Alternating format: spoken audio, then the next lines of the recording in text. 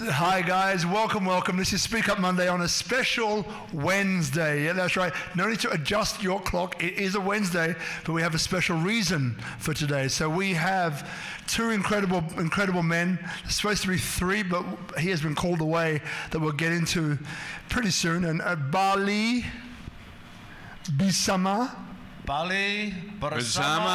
Bisa. There you go. Thank you, my brothers. So this is an initiative about mental health and how mental health is changing here in Bali, and how these gentlemen are representing today 12 NGOs, which are, let's say, they're pioneering a different way to look at mental health. And this is the Freedom Summit is the antithesis of that, which we'll get into very, very soon. So for those of you just joining us, so Speak Up Monday is a deep dive Q&A where inspiration is caught, not taught. So inspiration is caught, not taught, and you're going to catch a lot from these two fellas pretty soon, so watch out for it. Now, as you know, we have 3 Speak Up Monday streams every week. Monday, which is here at Tropical Nomad. Tuesday, Clubhouse, early in the morning, 7 a.m. Bali time. And of course, Wednesday, we have a live stream. But tonight is a very special night, as next week we also have a very special night for Freedom Day Bali with Richard Harrington. So now, as you know, my name is Robert Ian Bonnick. I'm your host, your guide. And what do I do? I'm an advisor. I help businesses and inbound tourism initiatives find success using strategic partnerships. So let's kick this off. So firstly, we'd love to introduce you to, so we've got Nev, obviously on the left-hand side, your right, and we have DJ Denton over here. Now, you two, I mean, we met in different circumstances. I think I probably met you first, and I think you second, but whatever. So what we'll do tonight is we'll start off maybe spend a minute or so telling us a little bit about you, Nev. So we'll start with you. So let's go with, where you're from, and, what brought you on your journey to mental health. Okay, thanks for having us, Rob. My name's Nev Deutsch. Today I'm lucky to say I'm advocate for positive lifestyle choice, mental health, but I'm a counsellor, practitioner, social worker from New Zealand, and my truth is partly what our Yaya son's about. Before I carry on, I just want to apologise for my brother Bim Bim, who's Balinese, who's not able to be here tonight because he's helping someone who's desperately in need, but that's another story for later. I'm from New Zealand, and I'm just someone that was caught up in addiction. So within Bali Bersama Bisa, there's 12 hands, and one of them is addiction, and Movement of Recovery is about that. And I was someone that had no worth, no self-worth, no self-belief, and was brought up in an addictive lifestyle. So finding recovery was a journey of rebirth for me. I changed my name actually after 5 rehabs and 12 detoxes and much pain in between. I thought there's got to be something better to break the cycle, and found some people to love me until I could learn to love myself. And then found that actually I wasn't as stupid as I thought I was, and could maybe learn some, go to academia and get some study behind me, and became a social worker working with the youth justice. I got primary care of my younger brothers out of foster care. One was schizophrenic. The other one is totally off the wall. They couldn't find a diagnosis for him. But, learned to love them unconditionally once I learned to love myself. And spent 9 years in New Zealand doing a lot of work in restorative youth justice, mental health, volunteer work in prisons, and a few other things. And Christchurch, New Zealand had earthquakes at 10, when I was about 10 years clean and sober, and sort of knocked everything out of that city. And my mum said, look, it's time for you to go build your dream. There's nothing here for you at the moment. And I came to Bali it was 11 years ago. Came to Bali with like $2,000, lived in a kos-kosan, which is a small little room with no Western toilet. and I knew that I had, could only go upwards. I got the Western toilet, and I was like, yeah, the world's coming up. But since then, in Indonesia, Bali's been really good to me. I love, I think Bali either works for you or it doesn't work for you. And so movement, I helped. I set up a luxury rehab here. That was really successful. But I'm a social worker, and I guess I come from the streets, really. And social work's, my heart. I used to work at the City Mission in New Zealand, and Bali, Indonesia has minimal resources for mental health. I never thought that I'd be someone capable of being able to contribute the way we are today. It's a beautiful gift. And so I sold the rehab and jumped in the movement of recovery vans and travelled through Indonesia, building a movement and a voice for rehabilitation 3 years ago. At that time, it was just addiction, primarily, and trying to build a network. I described it to my Indonesian brother who travelled with me that it's like two people jumping on a dance floor and just having faith that more people are going to dance with us. And we created something really beautiful. We've done some great things, travelled through Java, Sumatra. Got 20,000 followers on Facebook. Instagram's a bit low, but it's good to see you. And since COVID, we've converted to meeting. We do food distribution. We give purpose to people, to minority groups, actually. I'll explain more about that later. So in the past, since COVID, we've met beautiful people like yourself, Rob, from the NGO Association here in Bali. DJ, love this man. He's, together. Bali Bersama Bisa stands for Together We Can. And movement of recovery was always about breaking down the walls that get in between. If there's one thing that's come from COVID, from my experience, some of us have learned that we can't do this alone.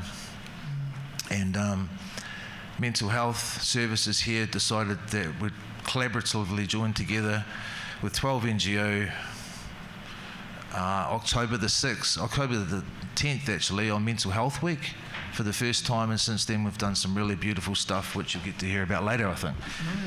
So that was take a breath. That's I've got to take up the whole time here. That's a lot to take in, and thank you. And we're going to come back to some of those points because even though I've seen you around a lot, we haven't really got a great chance to chat. So tonight we're going to go deeper.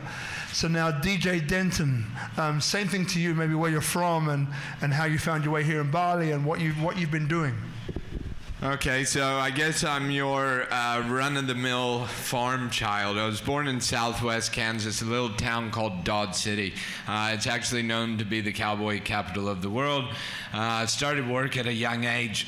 On a farm, you start work 8, 9 years old type of thing, long 12-hour days. It was a generational farm, So I had dad, I had grandpa, grandma, aunts, uncles. We all worked together. It was a family thing, family business, work hard, play hard type of thing. And basically inside of that, I also struggled finding myself because it was something that I inherited, and it was something that was basically forced upon me in a way. So at a young age, I decided I was getting as far away from Kansas as I could, and I landed in San Diego, California. There I educated myself and went to university, that kind of thing. But again, I guess I struggled with finding out who I was, where my purpose was. Yeah. So after some time in California, I bounced down to Costa Rica and I spent some time down there. And I don't know if I was finding myself exactly, but I was definitely finding something, and through that experience, it kind of made me comfortable with traveling the world a bit. But I always fell back on the farming, having them skills. So I went into Australia on a job to manage a property down there. It was a great job, very rewarding. But I figured out very quickly, that being a surf bum, so to say, in Australia is not possible. It's not cheap, You're looking at a few $100 a day just to get by. So I talked to the fellow surfers there in Australia. Where should I go? What should I do? I landed here in Bali.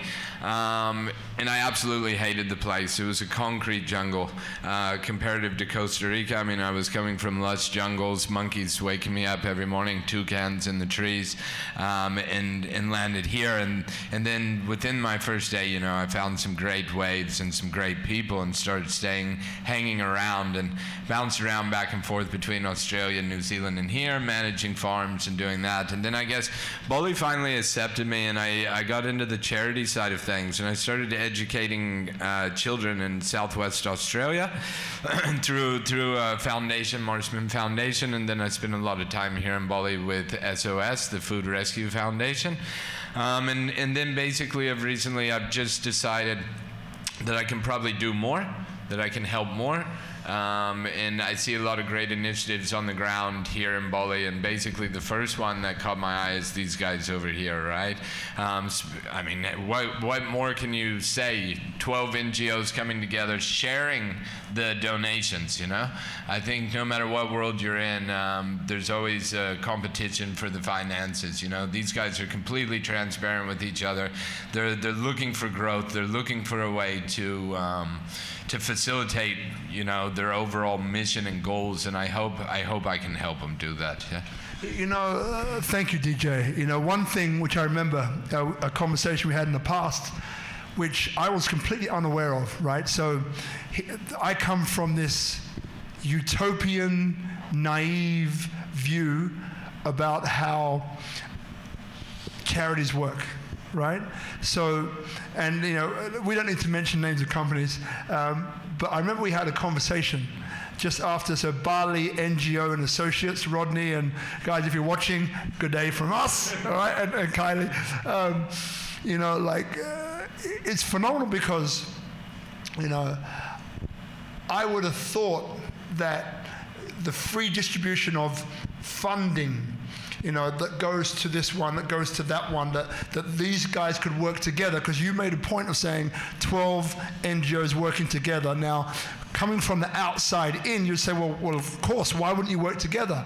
And I remember a conversation that we had in the past was around, you know, there are politics within charities. So, you know, the donor from this one wants to be represented in a certain light, in a certain way, and doesn't really want that to be diluted.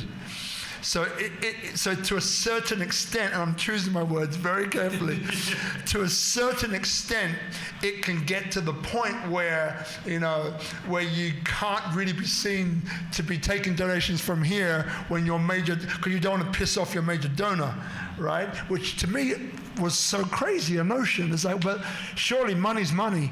It comes in and it all goes out to a good cause, you know? So what the heck? So maybe you can, as you brought it up, maybe you can help us out by saying, you know, how these 12 NGOs managed to maybe separate their differences, come together, unify. And I think Nev was saying earlier on that these 12 cover all different areas, which I found really fascinating. So between the both of you, maybe start off with those 12 NGOs and what they stand for. If you remember, you got that flip chart out. Which is in my bag up there. Yeah, can you remember, or you want to go and get it? I'll go get it, huh? Yeah, It's yeah. a lot easier to explain. Yeah, good. Well, in the meantime, I mean, I can highlight what I've seen so far, you know. I'm not coming in here as any kind of mental health expert. I just see that worldwide and globally, even myself included, that in the COVID pandemic with isolation, you know, especially here in Bali, lack of funds, it's very easy to go into a dark place, you know. So it's very obvious to me that mental health is needed here on the island. And when meeting these guys, individually and as a community, it just, you know, it opened my eyes to the world of mental health in ways that I didn't know were possible. Like there's a Love and Strong Woman inside of there, where basically when you're newly diagnosed with cancer, what happens? Of course, the mental turmoil is absolutely heavy. You go into depression, you go into these things. They're there for these women, right? So it's women supporting women with cancer. There's also a similar foundation around HIV, right? There's one room of disabilities where people are either born or acquire physical disabilities. And the one thing is, in a society, we see the physical disability, right?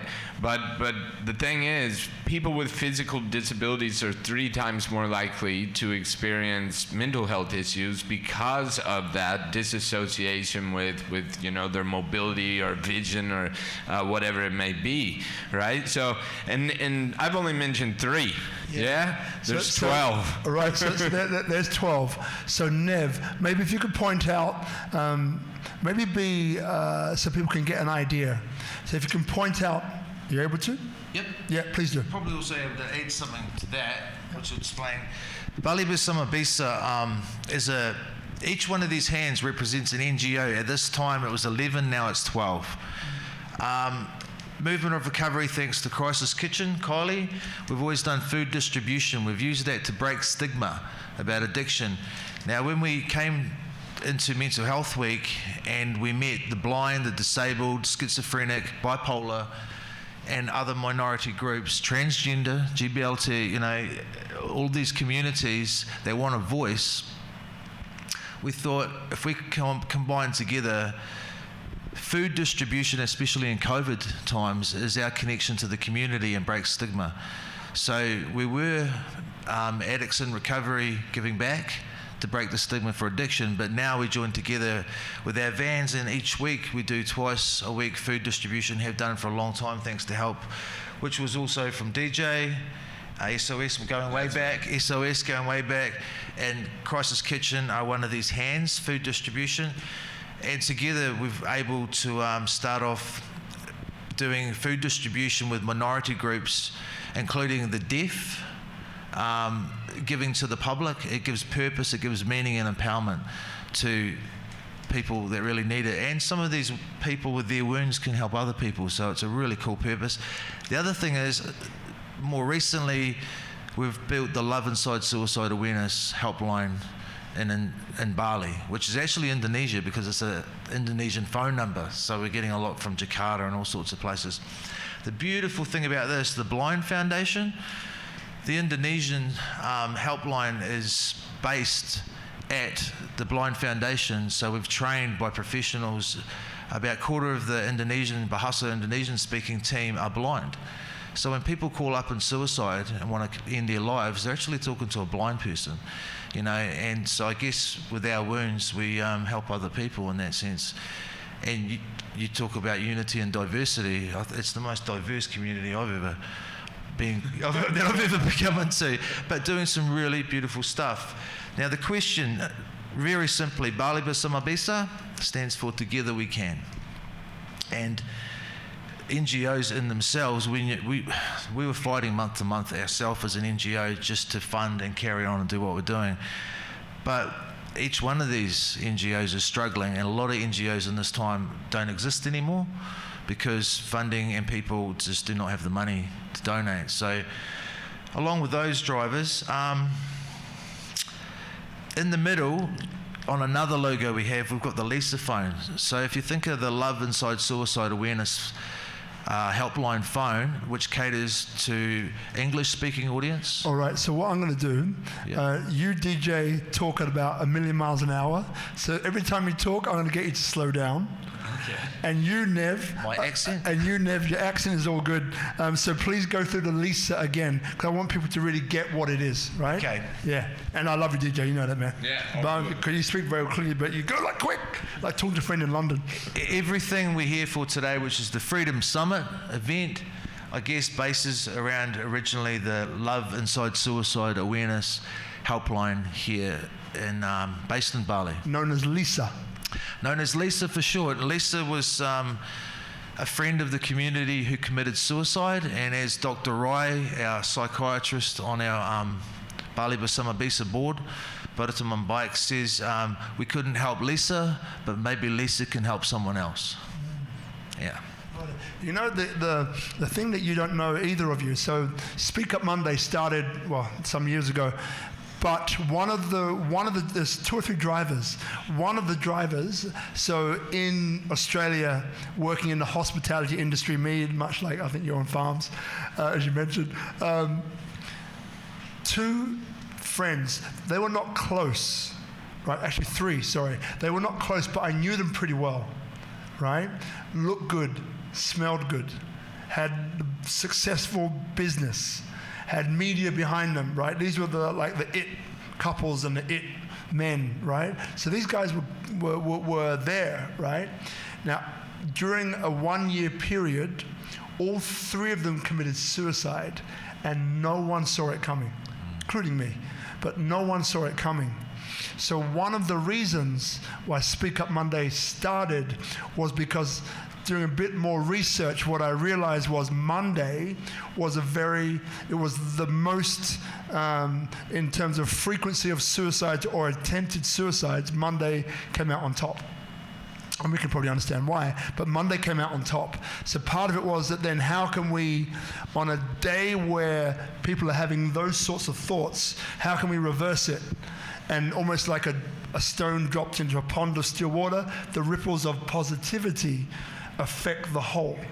And that was one of the main reasons why, there's 3, that was one of the main reasons why Speak Up Monday, and this is number 165 or something that we're talking right now, almost 3 years later, like that. So talking to you now and hearing you say that and having the opportunity, to bring some light to what you're doing, because I've always wanted to interview you, and I've always wanted to interview you, but we haven't found the moment or the time or the opportunity. So I'm really happy that we're having this opportunity. So look, back to you, brother. I just wanted to interject It's awesome to hear that. Yeah. And mental health affects all of us, regardless of age, race, sex, creed, economic status. A lot of people are losing themselves in this time. So it's needed more. Yeah, I would even just say, as somebody, growing up on that farm, like I talk about, you carry a certain facade, and I was able to do that for quite some time, and basically I found in earlier this year myself in a state that wasn't that good either, right? That was quite dark, and coming out of that is, as you mentioned, the ripples of positivity. For me, it became a daily thing, just a little bit of positivity on a day-to-day basis, So if this can do that for somebody on a Monday or on a Wednesday night, I hope whoever's out there to know that somebody cares, and it's worth moving on. Let's go deeper into that if we can. So when you were saying you're in a dark place, which things were you doing? You mentioned little positive things that you're doing. Can you give us some of those? Because again, some people, we don't know who's watching, right? It might be people who are looking to fund. It might be people who are, looking because they're in a desperate situation and they don't know what to do, right? And then what I love about this is that through us telling our stories, can trigger, and that's why inspiration is caught, not taught. So it can trigger certain, we'll get to Nev too, but it triggers certain things. So I see you as a very strong guy, right? And again, you mentioned farms. I know a little bit about your background, but the Australians I know who have farms, these guys are tough, man. Because if something happens, it's not like, hey, I can call blah blah blah, and someone's going to come and rescue me. It's like the nearest thing is like an hour by plane. The nearest thing is like 4 hours by road. The nearest hospital is like 6 hours away. So then these farmers are made from stern stuff, right? These guys are strong. I see you like that. So then when I hear, and I really appreciate for being vulnerable, because that's what makes this whole thing work. So when I hear from you that you were in a dark place, right, and even you, someone who come from that background, had to find these ways to keep yourself up. So can you help us out and maybe share with us some of the things that you did or you do to help to keep yourself up? So I think you highlighted one thing very important there. A farmer is definitely physically tough, mentally tough. I mean, I look back at it now and laugh. It's almost like professional gambling for a living. Some years it was rough, and some years we were very flush. And basically that with farming is routine, you know what time to plant, you know what time to harvest, that kind of stuff. And I find in my daily life it's exactly the same. I need to plant the seeds to grow, right? And that for me is on a daily basis. When I wake up, I need to get outside of myself, first things first. I do a bit of journaling. I do some meditation, a little bit of breath work, prayer.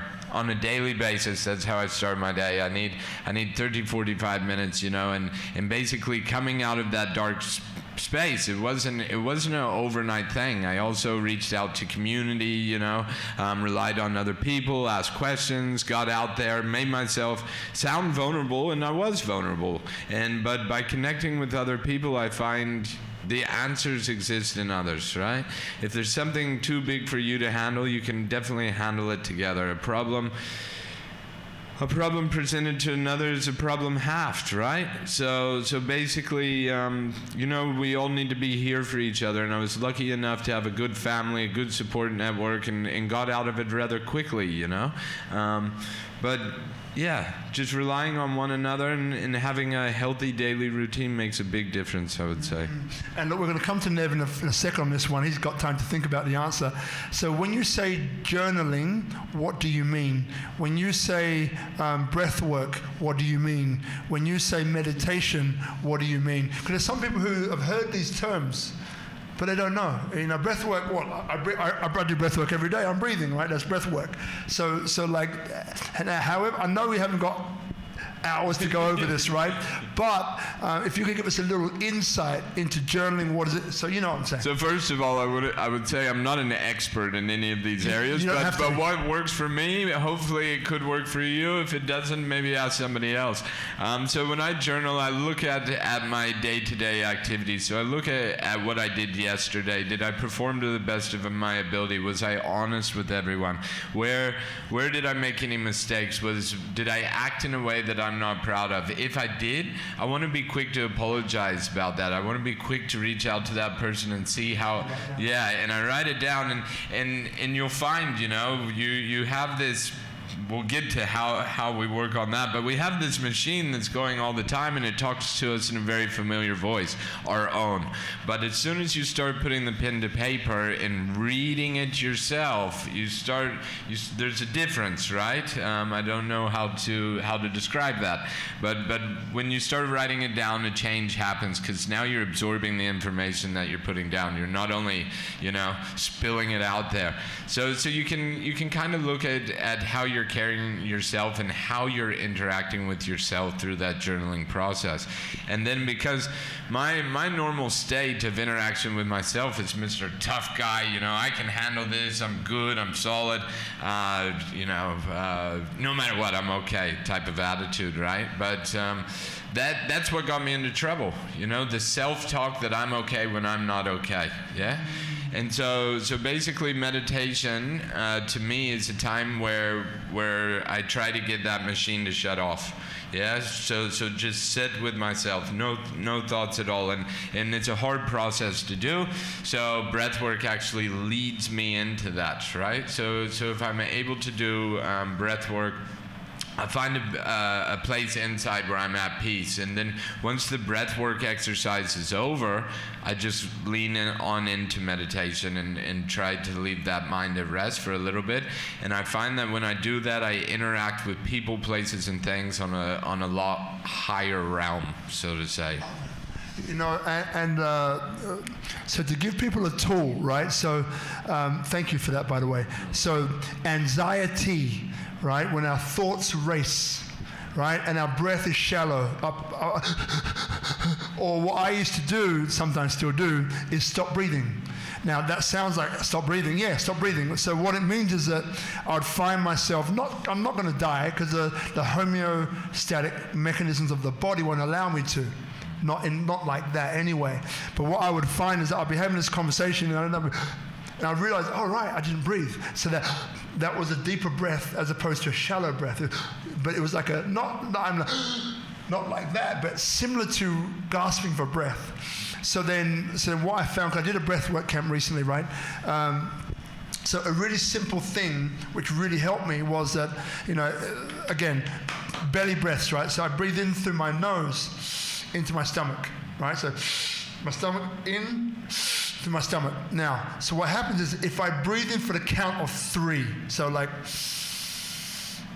so long as I breathe out for longer than the count of 3, so 4 or 5 or 6 or 10, then over time when I practice that, it lowers the neurological activity going on. In other words, I can reduce my anxiety by breath. So by breathing in, count of 3, or even count of 2, or count of 3, and then breathing out for longer than I breathed in, I'm activating the parasympathetic nervous system, which is bringing the level of activity in my head, thoughts, anxiety, is bringing me down. And if I repeat that 5 or 6 times in a row, sitting comfortably or standing up, but sitting's better in case I fall over, but sitting down, right, then I find that I'm able to return to a clearer, calmer place where I can start to make better decisions, as opposed to being in a state of anxiety and making decisions from a place of anxiety, which invariably is going to lead me to more anxiety because I'm not in my right mind. Right. For example, so let's swing this to Brother Nev. So Nev, for you, so what are some of the biggest challenges that you've had from a mental health perspective? Because you've done a few things, right? You've been through quite a few, let's say, quite a few places to help to not solve the challenges that you were going through. You've been through a lot of retreats, and I think you said you've been through some rehabs, right? So this isn't like the whole of your rehab journey. This is about the things that come up for you when I ask the question. So what were some of the biggest challenges that you had, and how did you overcome them? Pretty much through well, the conversation we just had. Journaling, is part of my toolbox as well. I got told that journaling is about pattern forming and pattern breaking, and it's a really handy tool to use. Like if you've done something well today, acknowledge that stuff. I had a conversation the other day actually about happiness and people trying to attain happiness. Happiness is a byproduct of gratitude. If you're always trying to attain happiness, you'll miss the moment of what you should be grateful for now, and it's an oxymoron kind of concept. But that self-talk through meditation's taken me ages to get comfortable with. But I teach cognitive behavioural therapy as well, and this stuff we teach to our LISA de-escalation techniques you're talking about is the first thing we teach our LISA volunteers. We're training another 19 this Saturday for the LISA helpline. 19 English speaking on the English team, because we need them. We're getting more people calling in that are suicidal, and de-escalation, to get that circadian rhythm de-escalated down, breathing techniques. The breath it's all about the breath to begin, but then to lead them into basic intervention tools, understanding that you are not your anxiety. It's probably the first kind of part to that. Understanding a feeling is a feeling and a perception. And the way, the language we talk in our mind, sometimes the way people talk in their mind, one of the best questions I think we could ask, would I talk to a small child that way? Would I talk to a child the way that I'm talking to myself? Then why am I talking to myself like this? Those are the questions that start to, like that. But we all have different language, and meditation, allows me to be the observer to my mind, and my mind just goes to some crazy places, man. And it's so much better being the observer and knowing that I'm not my thoughts, because I'm the observer to my thoughts. So observer, might be some people watching now is going meditation. Observer, you lost me. So what do you mean by observer, and how do you do it? It's a small question, Rob. Yeah. By the way, while Nev works out the answer, you have to understand that none of this is planned, right? It's an open format, deep dive Q&A. So these guys have got no idea what I'm going to ask them. They thought they were probably going to come in and say, hey, this is what we're doing, right? This is what we're doing. Come to Freedom Summit, help us out. Let's make some money and make some people happy and well, right? But what they didn't realize is that it's not like that, because what we do, right, is that through people. So that just like I've seen you, and I've spoken to you more, right? So people have seen you, Nev, and gone, man, I remember when I saw you in like a magazine. It was like an online publication, and it might be Lisa. And I remember looking around the table and seeing all of these Indonesian faces, about 12 or 14 of them, and then seeing this one bule, meaning this one foreigner's face. I'm like, in my mind, I was like, who's that guy, right? He's been out of place. What is it? And that was him, right? That was Nev. And then the more that I dug, the more that I got to understand, you have one of the biggest hearts that I've met, and I don't even know you, right? But just through what you've done, and the actions, and how you listen, and how you look, and how you observe in your body language, I pick all of this up without even speaking to you. It's just me, right? But I'm sure I'm not alone. There's other people who think the same way. So now, this gives those people, whether they're watching it live, and there's quite a few watching it live, or whether they watch this on replay, they're getting an idea of who you really are. So by me asking these questions, and you coming, and maybe, I never thought of that before, like, we begin to humanize you, because there are some people who hold someone up on a pedestal for whichever reason, but they don't know why. But then when you get to know who that person is, then it's like, this guy, I love him. And whatever he wants, I'm going to help him out, because I know he's a great person. There's something I'd like to say before it doesn't get said. It's what we've done, okay? And you say the white guy, you're correct. DJ and I are the English-speaking side of 12 NGO, and I want to acknowledge our brother Bim Bim, who's not here at this point in time because he's helping a young man who was going to end his life last night. He's my Balinese brother. We're known as Susu and Chocolate, or Susu and Kopi, which means milk and coffee, and we've done, in Indonesia's just... we've got Bali Bersama Bisa. We're just the two white guys. I really miss not having Bim Bim here. So, and the rest of Bali Bersama Bisa, I'd hate to think that we're representing, it's not me, and it's not DJ, there's a lot of great people behind this initiative, but Nev, you do fail to give yourself credit sometimes. But when he was talking about all them volunteers, the volunteers that are signing up for Lisa are super qualified individuals. Maybe you can touch on that in just a minute. But as somebody familiar with the NGO sector here in Indonesia, Bali Bersama Bisa has been able to accomplish something almost unheard of. They have legal Westerner volunteer status from the Ministry of Manpower Indonesia. Wow. Yeah, so they can legally get these volunteers who are psychologists, psychiatrists, in to help them do this work. So basically back to the Freedom Summit, through these volunteers, through the efforts of these 12 NGOs, the skills that Nev has, the skills that the psychiatrists, the psychologists, and all the people that can come together to make this crisis unit a reality. It's just really great to be here and speaking of it and dreaming of it and almost tasting the reality of making it happen. It's happening. Something DJ said, the first woman to bring rehabilitation to Indonesia, David and Joyce, the Tokapel, she taught me something when I went there. It was about kita, we. And she said, turn the me upside down to the we. And those people had such knowledge that implanted in me, Joe, and Bim Bim, which are our Balinese guys that were traveling in the vans. We learned so much, and together, it's a collective bunch of wisdom with good heart, I love that. And so one of the so many coincidences, right, which we know are not coincidences, one of the main themes of Speak Up Monday is Bhinneka Tunggal Ika, unity and diversity. And that's what you see underneath here, unity and diversity of that screen, right? So people inspire people, because this is Destination Indonesia, and unity and diversity, right? This is what the show stands upon. And so all of the 160 episodes we've had so far, it's always that. Those themes always find their way through. So when you look at me, it's we, right?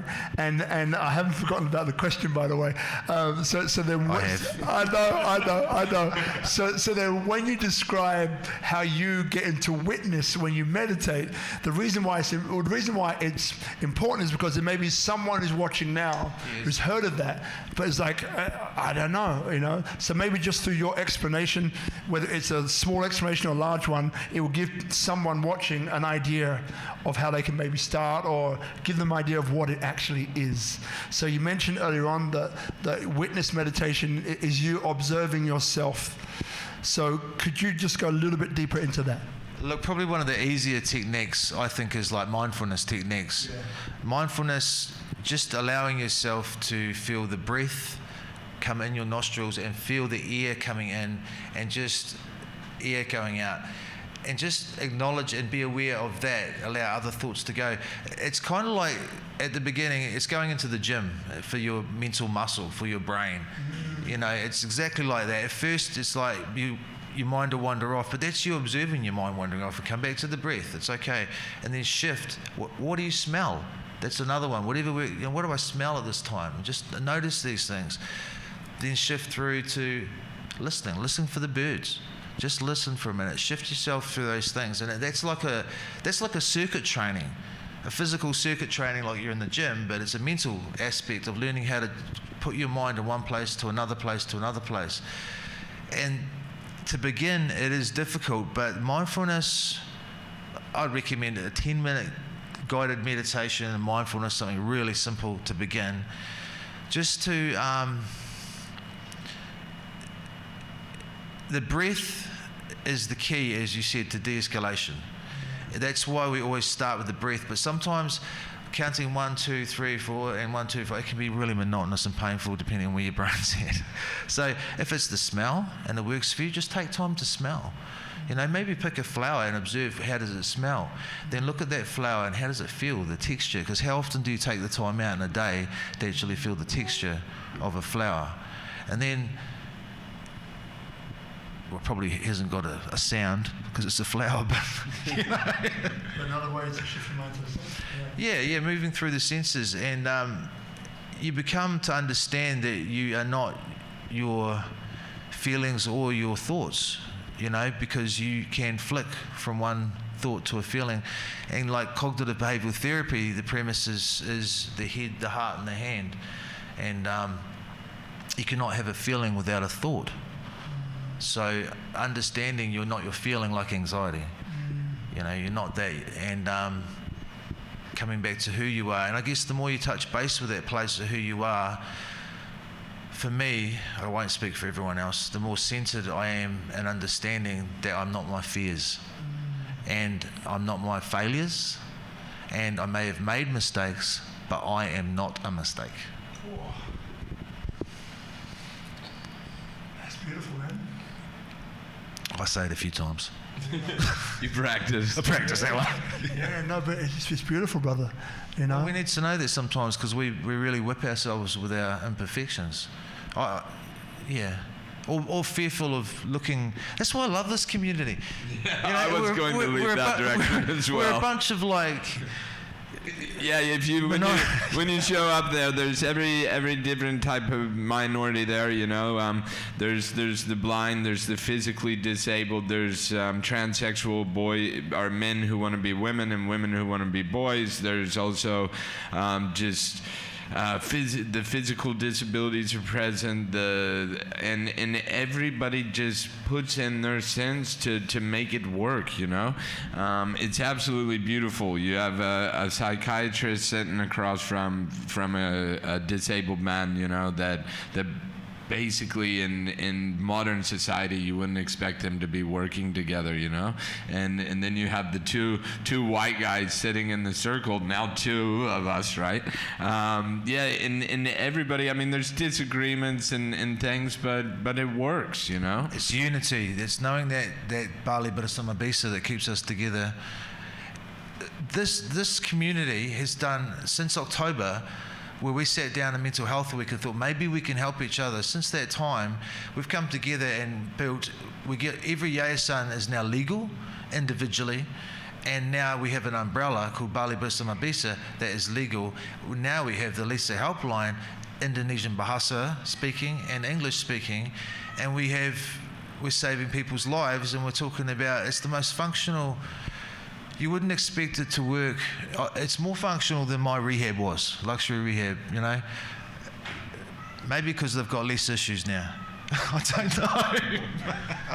No, but it's a great community behind it, and I encourage to follow these guys on any kind of social media or in real life, and come out to any of their events or anything that they're putting on, trainings, and get to know the team, you know. There's a lot of good initiatives on the ground here in Bali, but these 12 together are really going to make a difference for the people as far as mental health goes. I mean, let's take a step back and look at what's on offer for mental health island-wide, right? It's Nev says, there's one hospital for 5 million people, right? And that's only accessible if you have funds to pay for it up front, yeah? So that eliminates what I would say well over 50% of the population from any kind of access to mental health facilities at all, right? So through the Freedom Summit, through these guys' hard work, we're going to change that. And basically, the people that are in need of mental health assistance are going to be able to show up and get it from the expert that knows about them. You know, there's a foundation directly focused on bipolar. There's another foundation directly focused on schizophrenia. You have the doctors, the psychiatrists who can handle all the different aspects of mental health. You have the trans, you have the sexual orientation. You have it all, you know. And some of these things not being accepted in Indonesia also puts a stigma on these people, right? But now they will have somewhere to come, a door that's always open, no matter what the problem is mentally, you know. And a voice. Yeah, and a voice. So that's what this Freedom Summit's about. That's where the name came from, right? It's to provide some sort of freedom from the symptoms and stigma that are associated with these different mental health disorders, right? Wow. And look, so maybe there's someone here who says, okay, how do I reach out? You mentioned social media, but if I want to reach out to Lisa, how do I reach out? If I want to reach out to Bali Bersama Bisa, how do I get to you? So one is a phone, right? So it's a helpline. It's online as well, Lisa. So maybe just letting these guys know how to reach. If anyone needs to reach Lisa, that's a good point. You know, if you or a loved one or someone you know is in trouble, in danger of suicide, or just seeking mental health. A lot of people in this time, especially COVID, just need someone to talk to. You know, if you need someone to talk to, please look up Lisa, Lisa Helpline Bali. You'll find it. Google it. I can't give you the phone number because I don't know it off by heart yet. But Google it, and there's people on there 24/7 to be there for you. And we offer counsel sessions if you need, but it's first of all an ear to listen to those in need. And look, so let's get to the Freedom Summit. So now you mentioned, DJ, a little bit about what it is, but what can people expect from Freedom Summit? And it can be literally down to the time it starts to the time it finishes, and so on. Well, I would start off by saying, you know, it started with an idea and the name and things, right? And basically it's a mountaineering expedition here in Bali of Mount Abang, which is a two-peak mountain. So it kind of represents mental health in a way, because you go up to go down, to go back up. Yeah. So right in that stretch, it starts to wear and tear on the body and the mind and things. Right. As we all know, here in Indonesia, we're up against the PPKM, and we need to be responsible when running any kind of event or things like this. So when it was extended the other night, I think it was extended 2 nights ago until August 30th, we decided we're not going to run a big scale event. We have enough participants and people inside of it that are doing their part. So they're going to go up and hike up and over in single groups of people led by the guides who basically helped me develop this whole thing. So let's take a step back away from the mental health for a second. And anybody out there that's familiar with the region of Desa, Bon, Karangasem, it is by far the most impoverished area of this island. Some people still struggle with obtaining drinking water, travel by foot 2 to 6 kilometers to get to water. The average is 1 toilet per 36 people. There's a lot of there's electricity was installed there going back, I think, about 5 years ago now, but when nobody can pay for electricity credit, there's no lights on, you know? And so basically this Freedom Summit, I've been working with the people of Bonn, the local government of Bonn, and the development of a new trail over Mount Abang. So that trail's finished. And basically, through the Freedom Summit, we're going to be the first people to go up and over using this trail. And hopefully by highlighting the trail, it's absolutely gorgeous. I can tell you I had what I would consider to be a almost fearful spiritual experience the first time the guides took me up and over it. So by developing this trail, we're adding an aspect of sustainability for them people as well. The Desa Bon Guiding Association, created out of the Freedom Summit. Yeah. So when we talk about Freedom Summit, we have all these participants who are willing to risk life and limb to provide mental health services here in Bali, and it just happens that a lot of them are mental health experts or associated with the mental health field in one way or another, or we have some, you know, that are here in Bali. They're a DJ and they're experiencing the crisis. Bali lost one of its greatest DJs from suicide at the beginning of this year. Yeah, so the Bali community is coming out, risking themselves and putting it all on the line to be able to help Bali, yeah, and it's just a beautiful thing, yeah. I don't know what else I can say, really. Yeah, the community, that's what I was thinking. We were talking a lot about the NGOs, but it's not just the NGOs, it's the community that are coming out, participating in this. And the Freedom Summit is for the crisis unit that we need to catch people behind the Love Inside Suicide Awareness Helpline. At the moment, we've got the people, we've got the skills, we haven't got the location. We're doing it, and we're helping people as best we can through this lockdown period. But once we get that crisis unit, that's where we can really bring people in really quickly, and we can centralize our helpline phone, we can centralize the professionals, we can centralize the team, possibly even food distributions of some sort. I would also say once that crisis/stabilization unit is in place, that is where community can get involved. Right? It's where you can see your money being spent. You can go by there 24 hours a day, 7 days a week, see what they're up to.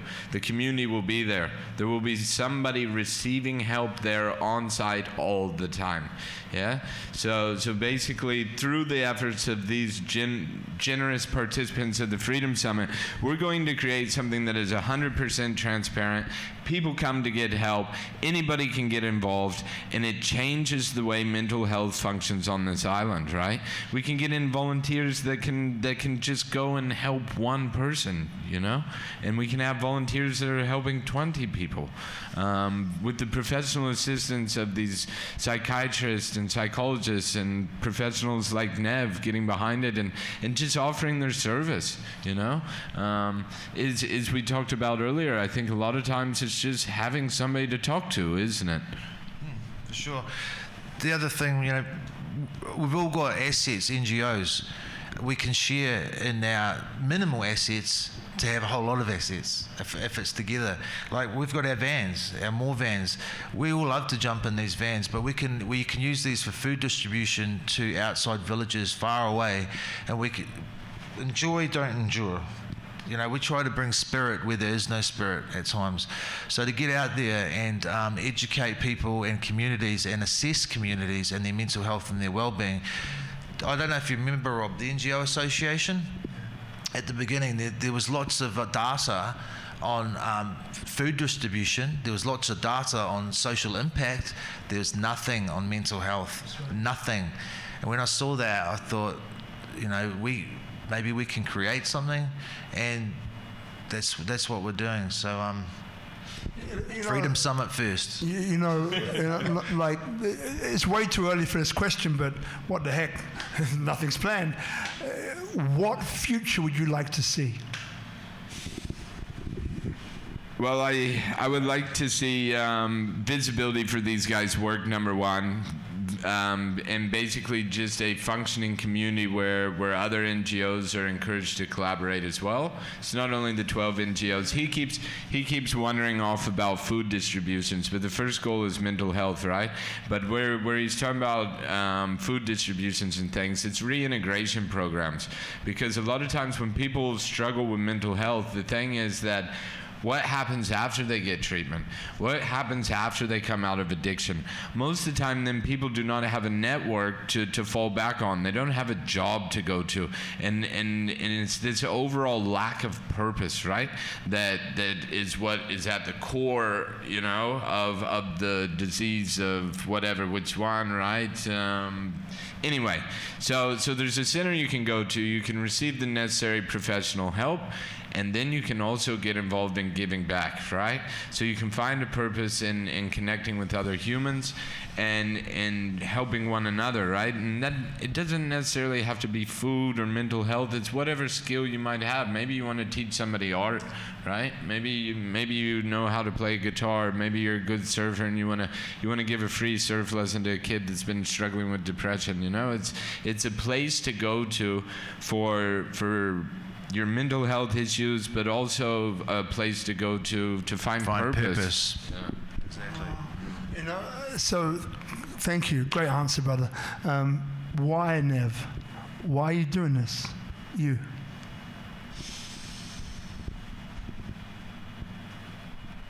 Gives me purpose.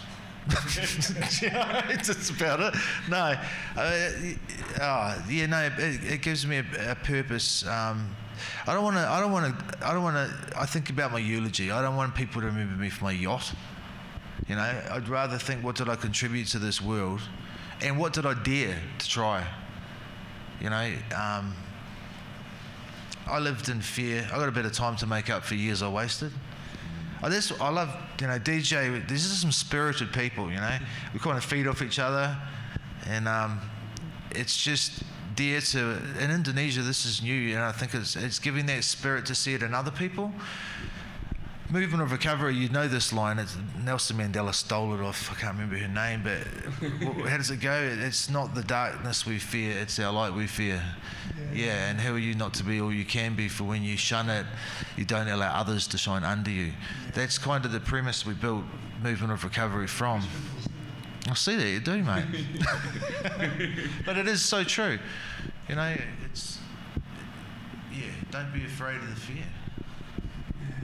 You know, like, I love the spirit of you too, and I can see how you bounce off each other, and together I get it. And so when I think about this, and I think of the other 12, you know, the 12 of you, and then when I hear about your vision about, you know, a future that you would like to see, which I'll ask you in a second too, Nev, you know, like a future that you'd like to see with this, as I mentioned before about this, what I never really understood or saw was this, you know, this political structure within NGOs. It's like, well, shouldn't we just see? I grew up 2 children's homes in London, right? Long story. The bit that I want to highlight is that at the age of 12, there's a massive racist attack, and it gave me the purpose of my life, right? Which is about being a bridge, which I see in you too, right? It's about being a bridge between cultures and between people, because as you said, and you've both said, at our fundamental essence, we're the same, right? We have our differences to be applauded and to be loved, but we want to be, and you said it, you want to be fulfilled, right? The purpose for you is about fulfillment. Like I want to, in my eulogy, I don't want to waste my life. I want my life to have meant something, this significance, right? This being seen, right? Which a lot of these guys, and as it turns out, some friends of mine who did try to commit suicide, and it was about being seen. They didn't feel seen. They didn't feel accepted for who they are. So there's these bunch of things that no matter what our color, culture, race, background, ideology, money, no money, that we all can coalesce. We can all can come together around, you know? So when I see you two bouncing off one another in the way that you do, and I see your vision, it gives me a smile because, you know, like we are here in Bali, it's the island of the gods. We love it. Bali supports us. But we know there are challenges like anywhere else in the world. And to overcome those challenges or to accept those challenges or to let go of those challenges takes something. It doesn't just happen. Some that probably does just happen.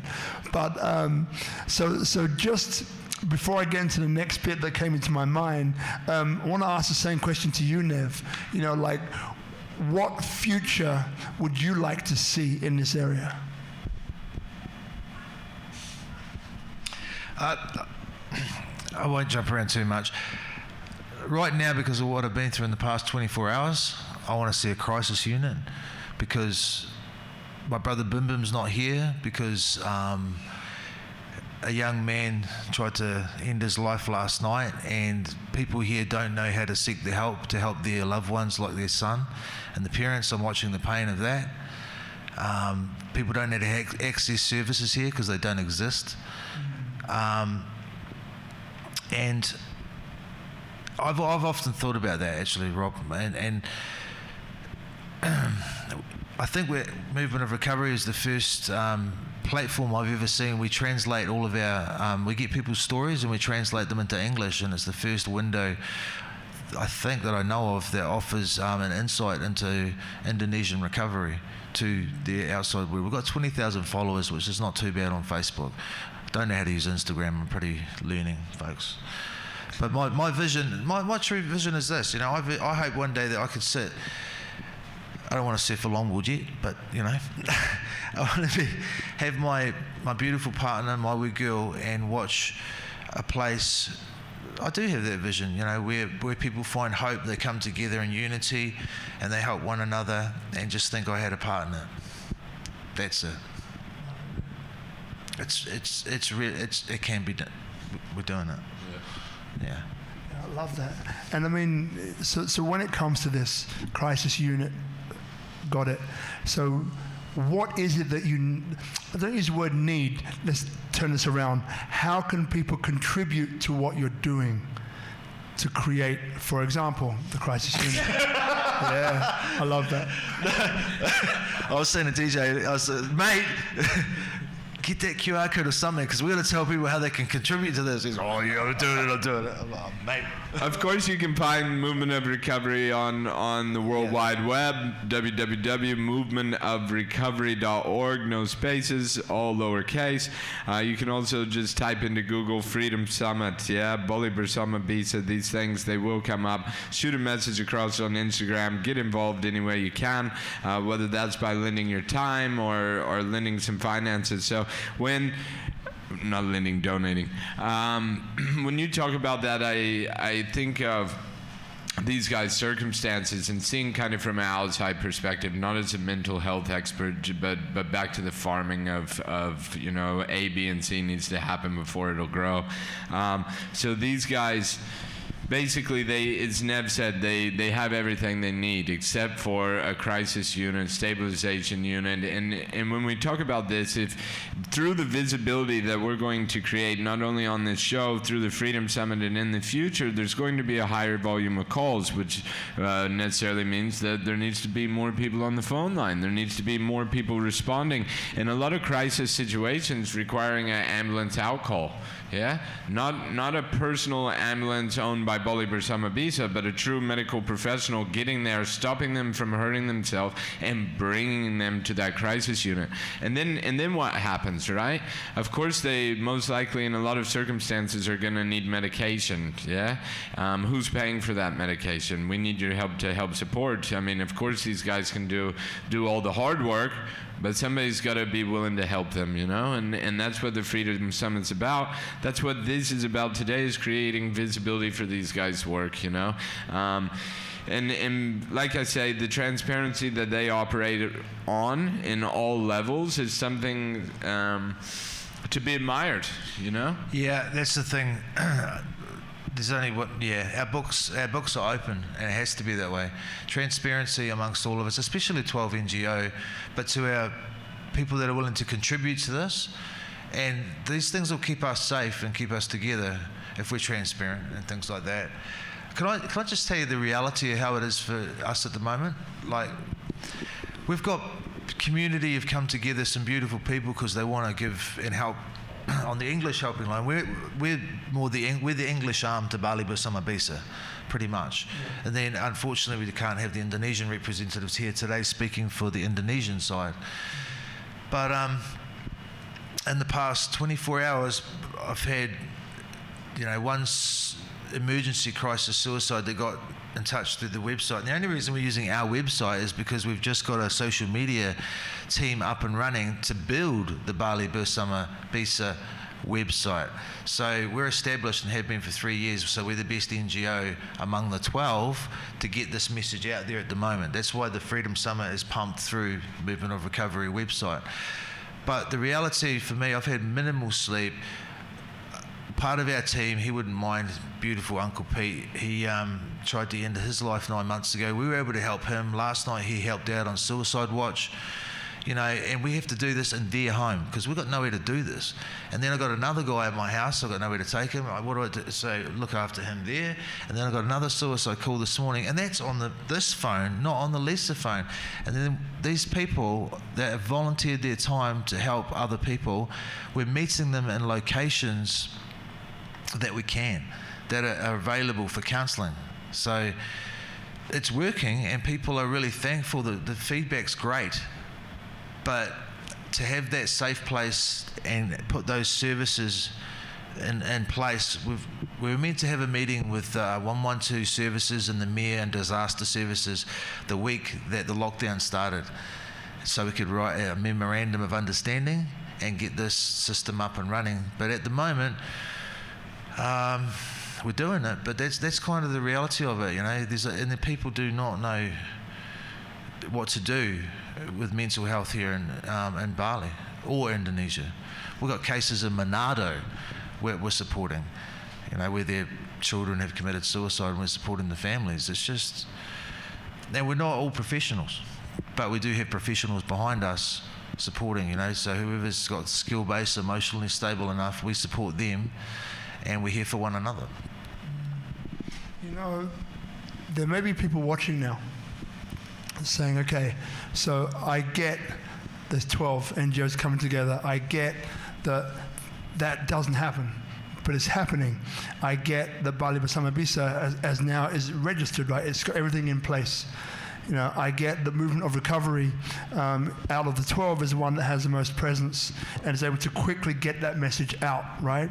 I get, you know, the Bim Bim can't be here because of the work that you're doing. He's out there saving someone's life as we speak. That's why he can't be here now, right? So I get that. So people can get, you know, that you're two great people, right? We have a laugh as well, and I don't mean to say that to discredit or to belittle what we're doing, because I'm not saying that, but what I'm saying is that having a sense of humor is in a way a sense of self-love, because if you're not able to have a family, kids outside playing, right? It's this thing about the teacup and the saucer, right? You're probably thinking, what? So teacup and the saucer. So what happens is this. So as you pour the tea into the cup, the tea represents your energy. Your energy. Now, as the tea overflows from the cup and into your saucer, that represents the surplus in the saucer of your energy. So in an ideal world, when you give your energy to people and things, you give from the saucer, the surplus or the overflow, not your cup. Because your cup contains the energy for you, right? To be, to have a life, to have your kids, to play with them, to have fun, to go surfing, right? To do these things, to keep fit, to go climb a mountain, not for charity, but just because you want to go and do it. All these things are self-love, right? So now I'm sure that anyone watching this can see all of that, and they can see the importance of why you need a crisis center. Right now, not next year or the year after, but right now, they can see that in a time when PPKM came in, that doesn't stop people from needing help. It multiplies it, right? But then you got your hands tied because during this time you can't meet with certain people because of that. But there's even more demand, and I get what you said earlier on, DJ, about, but through doing things like this, to doing things that you're doing anyway, it's going to increase the awareness that there's people out there who can help you no matter where you are, whether you're straight, gay, bisexual, trisexual, hermaphrodite, whether you're deaf, blind, schizophrenic, all of these different, the 12, it's amazing, by the way, it blow my mind. So now it's super important that you need a crisis center. So my question to you would then be, because there's people here with money, as we said before. And we love you. Yeah, right? Yeah. We love everybody. Right? We love everybody, but people with money, we love you more at the moment. Right? Right? So at the end of the day, even in times like this, there are people's fortunes in the world which are being multiplied beyond rational thought. And there are people here who are somewhere in the middle, and then there's more people here which are doing bad, and they're going down and down and down and spiraling downwards. I mean, if I may, just so people get an idea here, where Bim Bim is an Eastern European person, right? I don't want to give anything away, but I just want people to know that it's not just Indonesian, it's not just foreigners, it's everyone that you deal with. It's everyone, and there's no color, race, religion, background that you discriminate against or say, well, we can't help you because, no, you do everyone, right? And I want people to get that it's not just Indonesians either. It's Bule too, right? Yeah, I mean, it's somebody, is a long-term resident here. I mean, other long-term residents would know what I'm talking about. When you are faced with serious health crisis here in Indonesia, what do, right? Now, if it's something physical, you have an option, right? But there's now thousands and thousands of us raising kids here, maybe don't speak the language 100%, and some of them kids are experiencing mental health issues.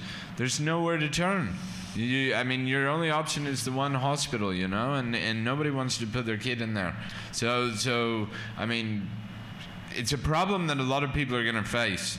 Yeah, whether or not they want to realize it or not, growing up here, mental health is an issue globally. So why don't we address it here? Is a good start, at least for Indonesia, right? We're lucky enough to be Westerners on this beautiful island, and bringing in sometimes our ways and things and integrating into the beautiful life of the Balinese, It's amazing, and thank you, Bali, for all of this. But at the same time, some of our ways and services are to benefit a society like this, and I think mental health is definitely one of them, So look, I get it. I'm sure these guys get it too. By guys, I mean ladies, gentlemen, right? How much? How much is needed to make the crisis center? How much? Well, we set the goal of the Freedom Summit at 500 juta. So 500 juta, what's that in US? So around 32 or 33, 34, somewhere in there. So around 30,000 US dollars. Yeah. Otherwise, in Indonesian currency, it is 500 500 juta. 500 million, yeah. Okay. That's to get a minimal, but we need to start, and if we get that, we can carry on. And I would say, I mean, the participants are, I hope some of you are watching this, they're giving it a hell of an effort. We're already over 60%, and they're going, and I want to thank them for that. And if anybody else is watching and wants to get involved, whether it's by donating, again, time or money, we've got a lot of support from Commune as well. I was going to say supporters of the event. Thanks to you guys, Yeah, we've got countless, I mean, F45 has had us all there training countless times. Bali MA. Sore legs. Yeah, so thank you. I mean, the Bali community sees the need, and if anybody's in a position where they can help, I mean, we're easy to find, you know. So, I mean, is there anyone else? And again, I'm putting you guys on the spot. So if they forget somebody, it isn't because they weren't. It isn't because that they had a chance, right? Because I'm springing it on them, right? So yeah. Is there anyone that you'd like to thank? Yeah, again, Commune. Yeah, hold on. Where's this camera? He's wearing the t-shirt. He's wearing the t-shirt for the first time, folks. A lot of people on here. Yes. Turn around. Here it is. Little dots, folks, but you're on there. Yeah, there's a lot of people who have come together to make this possible. Over in Lombok as well. We've been Beachfields. Thank you. Now F45, definitely Commune, Bali MMA.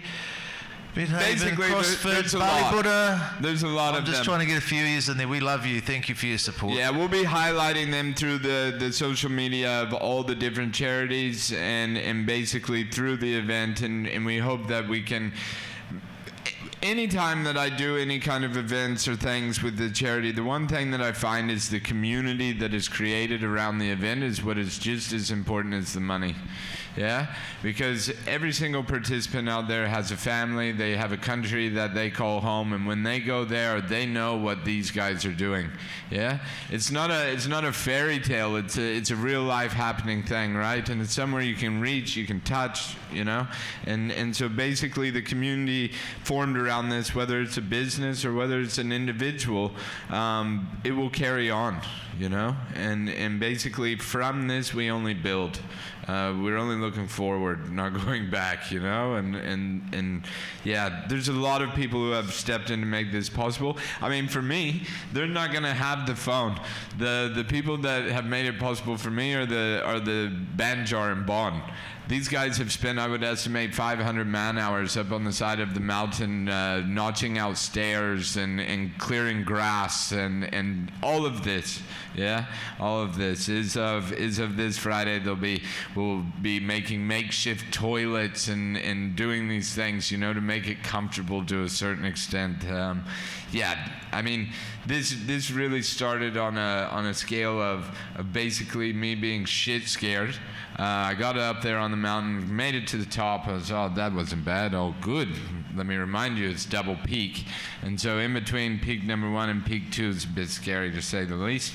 And in that spot, I really did not know what to do with myself, you know? Like, I had put myself in a position I was extremely uncomfortable. Danger was imminent, you know, on every side around me. And the young man that had brought me up there, he's studying to be a Balinese priest, and I was getting upset. I was, like, quite verbally and physically and emotionally, spiritually, just found myself in a bad place. And I told him, I'm like, what the hell did you bring me up here for? He said, what did you say when you called me? Hard and extreme. Welcome.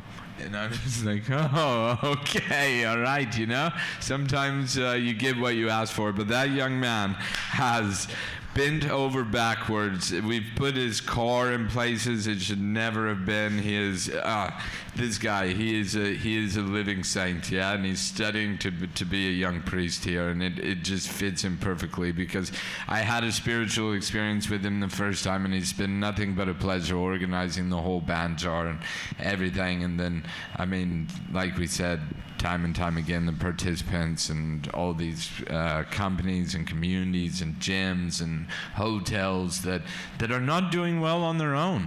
You know, everybody's suffering. But if you can get out side of your own suffering and give to something else, it shows a lot about the character of these enterprises, you know. I would definitely, if I would say anything, it's not about the individual communities. Have a look at the website, look for them sponsor logos, support the companies that are supporting Bali. I mean, in COVID, it's the only way we're going to make it through this all together, you know. It doesn't look to be getting any kind of miraculous change around here anytime soon. So look for the ones that are giving back. Spend your dollar there, you know. Spend your rupees there, because it's going to support the community. And we know that when the gravel hits the road, they're going to be here for the people, you know. That's what we find, or what I find, yeah. Something DJ mentioned before, which is also another acknowledgement that you were touching on before. I spoke to someone today and we're helping, and they can't see further than next week because of the way things are, being by themselves. Now, thanks to, you were talking about vocational. Yeah, thanks to Crisis Kitchen, we can offer to put them in the gardens to learn permaculture, or Jiwa Gardens. Now, Jiwa Gardens is where we do, that's where our Lisa handover happens every day. We hand over there. So these are the NGOs that are finally, we're working together. Like, we are the rehabilitation. Movement of Recovery is specifically rehabilitation, and we're working with mental health as well. So we rehabilitate, but also network with other NGOs to grow, to not only, first of all, stabilize, rehabilitate, empower, inspire through each other. Like Jiwa Garden right now are trying to brand permaculture and farming as being cool for the youth, because none of these youth over here have got any place to go to these villas that used to be cool and hotels, because they don't exist at the moment, you know. You know, that's the third synchronistic point. So Jiwa Lenny, spoken to him, if he's not in the country, I'm not sure if he's here still, but he was supposed to be on the show, and we'll be doing him soon. And you just saying that and saying how he's supporting you makes me want to reach out to him even more to make sure we do get that Speak Up Monday done. You know, because he sounds like he's a wonderful guy. The whole business, the whole premise of it. I think there's three of them, right? Krishna, Juka, and Lenny. Yeah, they do an amazing job over there. Yeah, cheers, guys. Beautiful. So listen, guys, we're going to wind this to a close. But how we close this. By the way, when is Freedom Summit? Is mentioned because of the PKM, we can't do a big scale event, so we're breaking it up over a few weekends in September. Yeah, we'll be kicking it off on September 3rd. With small groups going up and over the mountain for the duration of a couple weeks. Yeah. So just to adhere to the PPKM principles and respect the local government's decisions, and then also, you know, us as a entity, we also are aware of the risks and things associated with the virus, so we want to minimize that. Yeah? Got it. And so look, so the way we end the show, right, is that it'll take me about a minute and a half after I stop talking, just to, like, a few things that are coming up to let people know. And then we swing it back to you, right? So then, as there's two of you, we'll do it twice. So that means that we'll probably start off with you, Brother Nev, and then it's any closing comments that you would like to say. Now, this can be whatever. It can be something that you've said already, or it might be something that comes up and drops into your mind of, hey, haven't mentioned this is what I want to mention. And it's you. The stage is yours. Then after that, we'll go to Brother DJ over here, and the same thing for you. If there's anything that you feel like saying that you feel might be important to let people know of, or something that you haven't said that drops in, or reiterating something that you've already said. All right, so both of you have a think about that. And in the meantime, I'm going to look at one of these cameras and say, look, guys, just want to say to both. Now, as we know, Bim Bim, who's the Indonesian representative for the 12 NGOs, was supposed to be here tonight, but he was called out. He is currently helping to save someone's life, right? So I don't think there's anything more important than that. And these two gentlemen are the only two we call them bule here in Bali. It means foreigner or expat, right? So they're the only two expats in this whole organization. They've both been in Bali for some time, and as you can see, they're committed to what they're doing, right? And have great amounts of experience here in Bali as well on how it works on the ground. So if you're feeling them as I am feeling them also, you know what their mission is, you know who they are, you know what they're trying to achieve, right? And they're doing it, right? And they're putting themselves forward. So if you are in a position, or if you know someone who is in the position to make it a reality, the crisis center that is needed, right? Because there's nowhere else for people to go, then please reach out to them. Right, reach out to me. I can connect you with them also, right? And even if it's a part financing, I know there's a few guys out there in the crypto world who are doing pretty well, mate. You know, this is something that is really important, right? So, and something that you're going to feel really good doing. So please reach out to them, reach out to me, whichever way you get to them. I'm more than happy to support. Now, for those of you who watch Speak Up Monday, you know that we do 3 streams a week. Speak Up Monday here at Tropical Nomad, and thank you to Itchy, Bella, Guzman, and the team. Super appreciated. This is, again, as we work our way to number 200, it's been an invaluable collaboration, this has been, and I love the guys, right? So Tropical Nomad, you know what they do. So come over. Now, so Monday is here, Tuesday is on Clubhouse, and Wednesday we've got a few special ones. Tonight is one special one. Next Wednesday is Freedom Day Bali, which is Speak Up Monday featuring Richard Harrington, who was retired, or not retired, financially free at the age of 24. He's an amazing guy, and he's going to have a live interactive session that you can join here live, teaching you some of the keys to get yourself ahead financially. All right, so that's next Wednesday.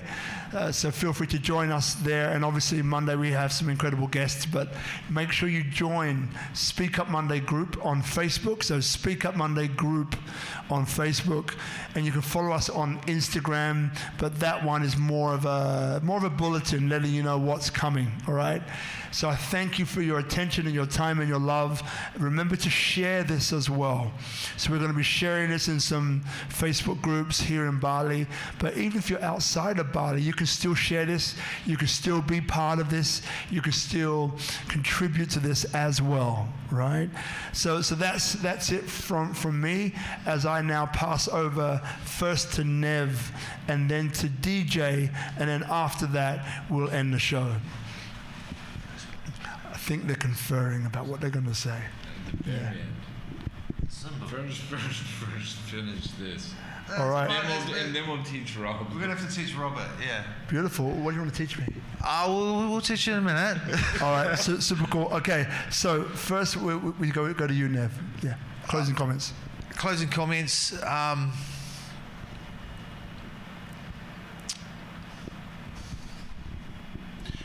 Closing comments. Well, okay, the only thing that comes to mind other than what I just mentioned, because what I just mentioned to DJ and what we're going to teach you in a minute, I think is my closing comments. And I'm unfortunately, sorry, Rob, it's more about we than me. Okay? Great. Yeah, but I believe in that. Got it. I can't do much without you.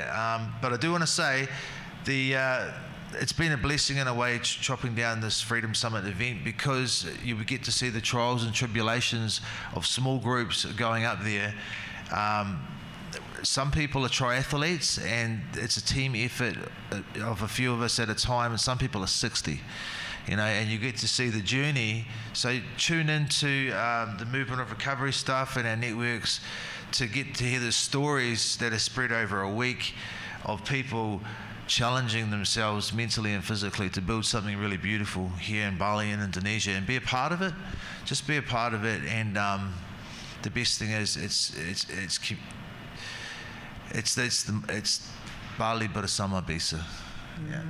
Share those stories with us as well, like tag us so we can pop them up. It'd be the best reality TV show there is, really, mate, for the best cause I've seen in a long time. You know? Basically, what he's talking about there is we decided we weren't just going to do a normal style endurance event, right? Because that's not how mental health works, right? What's mental health about? It's about communication, reaching out to one another. So there's 4 stages of the mountain up and 4 stages down. The teams that go up on the mountain, they're not allowed to continue the next stage without all members present. So the weaker members need help by the stronger members. And through the areas that we talked about earlier, the fear areas, let's call them, I'm sure there's going to be some life coaching needed. That's where our skills will kill you. The counsellors will help the triathlons. The triathlons will help the counsellors. Yeah. Still with you, brother. Okay, so if doing my closing comments, I would just want to say, you know, through my experiences of hearing these guys' stories and seeing their work, if life ever seems like too much for you, just remember, you know, people care about you and love you, and help is only a phone call away. Here in Bali, it is already only a phone call away, but it's going to be a phone call away to get everything you need and reintegrate it back into the stream of life through these guys' efforts and the efforts of the participant of the Freedom Summit.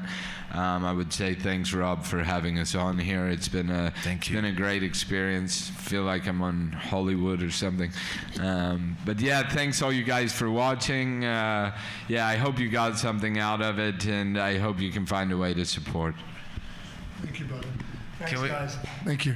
Can we teach you something here, Rob? Yeah. Before we go? Oh, you want to do it live? Yeah. All right, let's do it. This is most important, okay? Because this represents the whole community. It represents everything.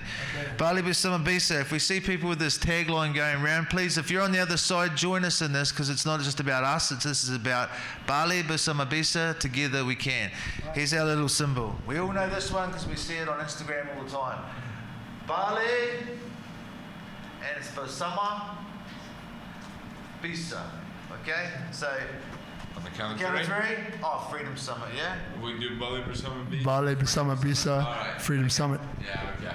Okay, you bit of spirit, Samana, Rob. All right, Samana. Okay, let's do this. 1, 2, 3. Bali Bersama Bisa.